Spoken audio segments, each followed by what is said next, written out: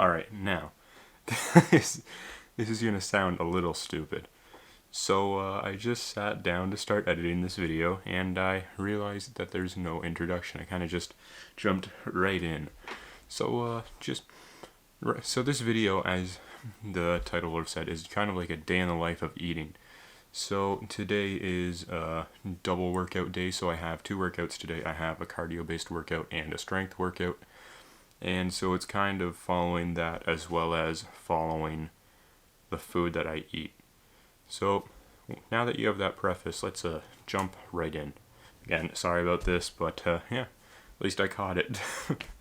Alright, first thing I'm eating today. Boom. Okay, now it wants to... I was just having troubles getting this thing to focus, and now it just focuses like a dream. Okay, so first thing I'm eating today. Nature Valley granola bar, sweet and salty, almond. Sweet and salties are better than their crumbles, except oats and honey. Best crumbling one. I don't even know what they call it. I call it a crumble, because those things just crumble. The reason I'm having this as my first snack is just because I don't want to have a whole meal and then have one after exercising. Due to the aerobic exercise that I'm going to do, I chose to go with this just because the amount of carbs and sugars in it. It may not sound like a whole lot on paper, but basically this whole bottom layer on this thing is basically just half sugar. So this will increase the amount of sugars within my body that I can use when I'm doing my brick workout. Since that is going to be my first brick workout of this year, it's going to have its own separate video. I may throw a clip in here, but it will have its own thing going.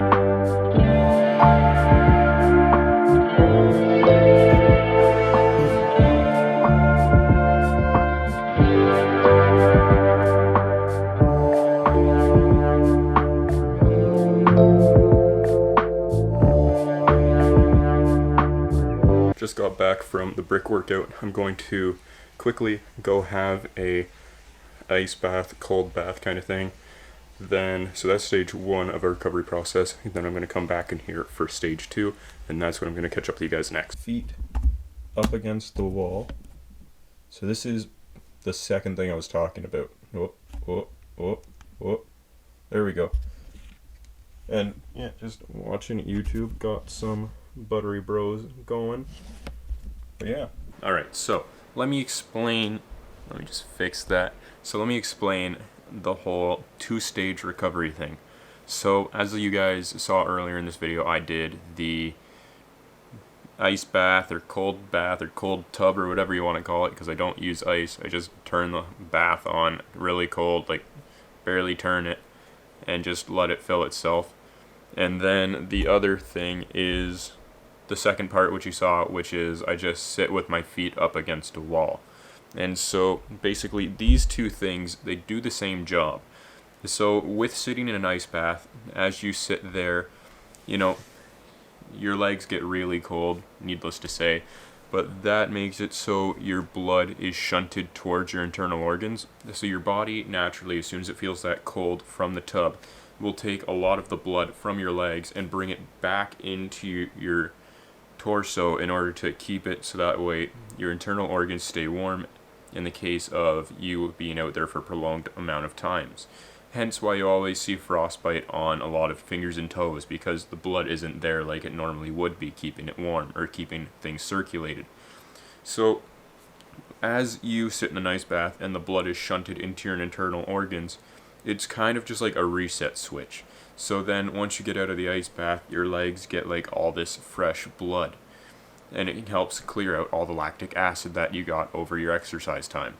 Now, doing that and then coping it alongside the second thing, which is sitting with your feet up against a wall, it kind of does the same thing, just gravitationally. So when you sit there with your feet up against a wall, it drains all the blood out from your legs just based off of gravity.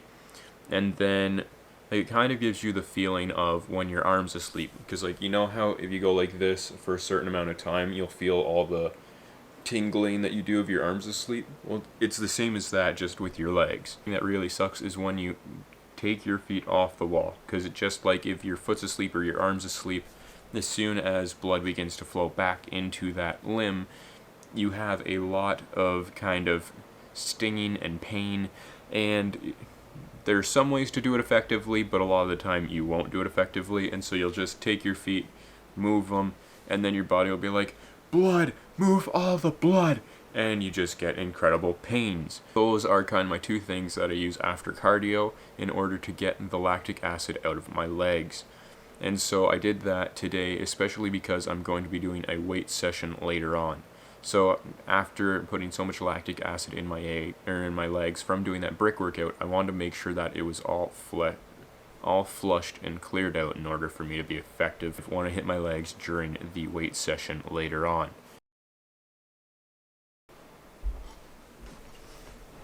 Alright, meal number 2. I don't know why it's off kilter. So I have 2 cups of white rice, half a chicken breast, and then 2 ribs, like half a rack of 4. It got messy because, yeah, with calculating. But yeah, that's what I have. I have that, and then I have 4 tablespoons of soy sauce. And almost forgot, I have a 1/4 cup of, Monterey Jack, or no, it's 1/4 cup shredded marble cheese. It has 54 grams of protein, 146 grams of carbs, 19 grams of fat. That is the stats for that. It clocks in at just over 1,000 calories, being 1,020 calories for this meal. But yeah, I'm gonna dig right in and try and figure out what I'm going to do for my weight session later. So today is tomorrow, or basically just the next day. So I didn't film too much in the evening just because, we had dinner. Last night for dinner, we had hamburgers, and corn. So I had 2 hamburgers, 2 hamburgers, 2 buns, teaspoon of mustard, and then 2 tablespoons of relish. Then I had 2 cobs of corn, and a teaspoon of butter. So all that was 700 calories. It was, if this wants to work, 30 grams of protein, and so where's the next one? 30 grams of protein, 102 grams of carbs, and 21 grams of fat. Then I worked out at like 11. Workout that I did was, so I used my later resistance bands, because with a lot of the training I have been doing lately, it has been resistant band focused for hypertrophy, just because, I'm in the mindset of making it so it's like for the boys kinda. So I bought resistance bands, and I haven't been using my weights as much, just because I want to have it where I'm kind of on the same level of everybody that I know, just because not everybody does have weight equipment like I'm able to have.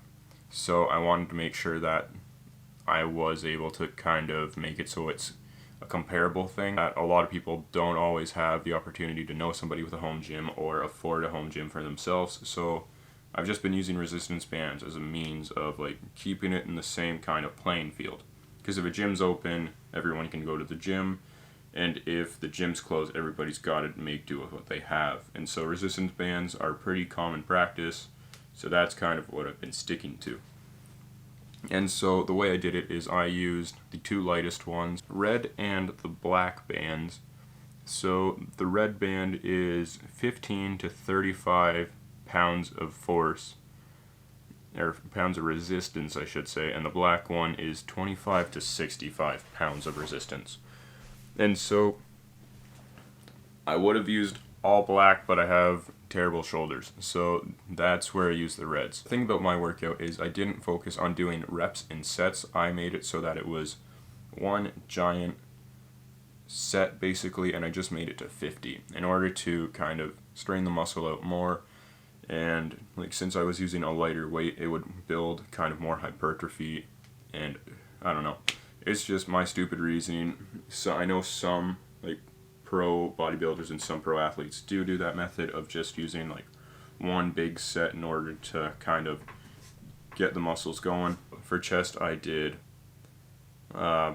bench, incline, bench, decline, bench.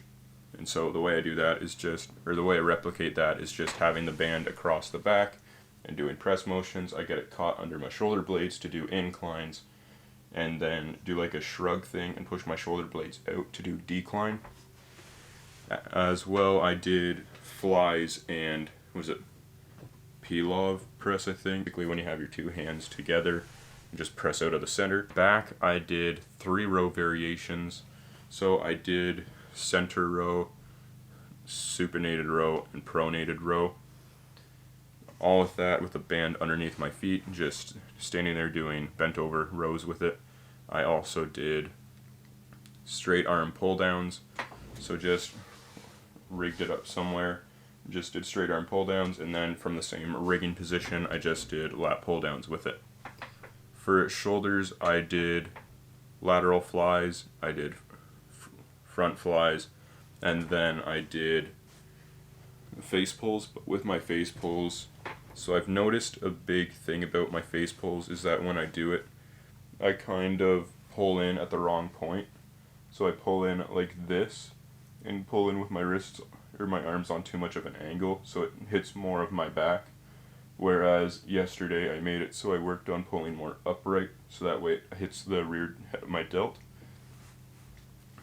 Then for arms, I did 3 curl variations, 3 extension variations. So for curls, I did hammer, I did pronated, or no, this is supinated. I did supinated and pronated curls. And then for extensions, I did, I don't even know, but standard tricep push down, supinated push down, and pronated push down. Then for legs, I did, so I did calf raises, leg extensions, leg curls, and what are they called? Thrusters. And so the way I did those is I just rigged it somewhere, tied it off, put the loop coming out around my leg, extend it, put it around my leg, did curls, or put my waist in it in order to do the extensions.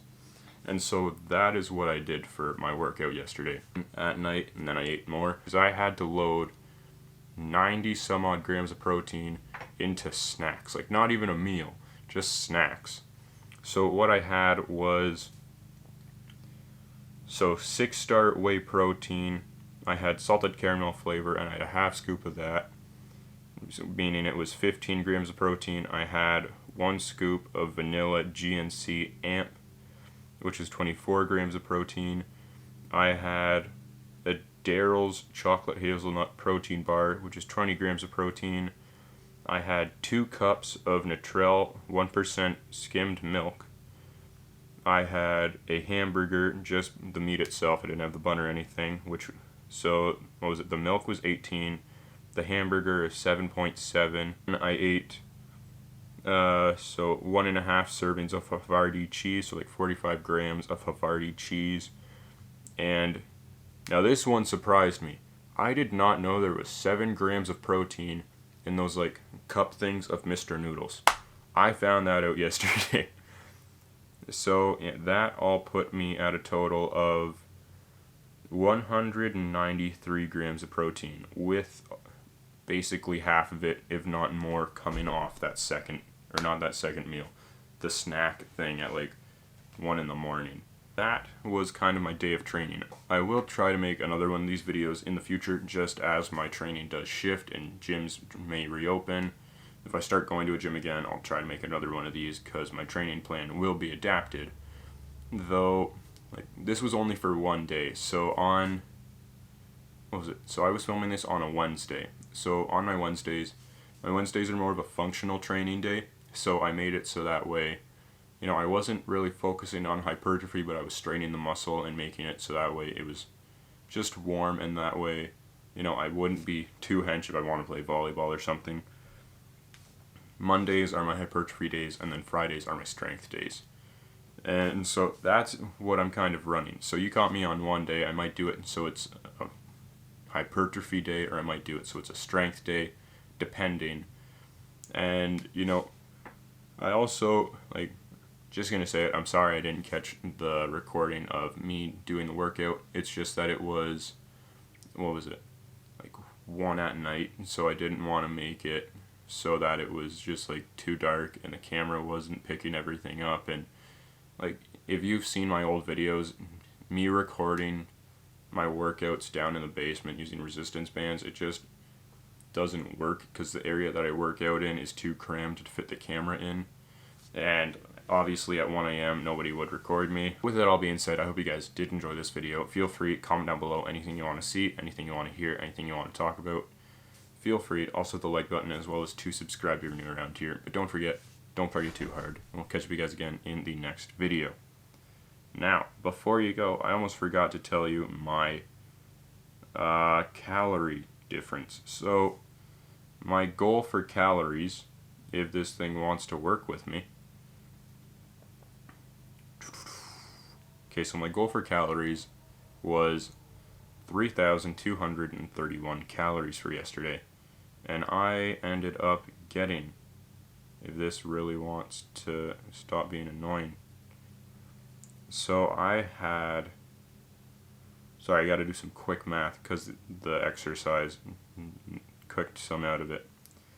So I had 591 calories remaining. However, the way that I like to do it is, even though I may exercise, depending on the level of exercise that I do complete, I may offset and say that, like, I just ignore the workout. So with the cycling and running, I burnt 529 calories. So subtracting 529 from 591 leaves you with, okay, so it has a 2 in it. I want to say 62. So I had 62 calories remaining, which isn't bad at all. But, you know, again, thank you guys for watching. Don't forget, don't party too hard. And I'll catch you guys again in the next video. Have a good one.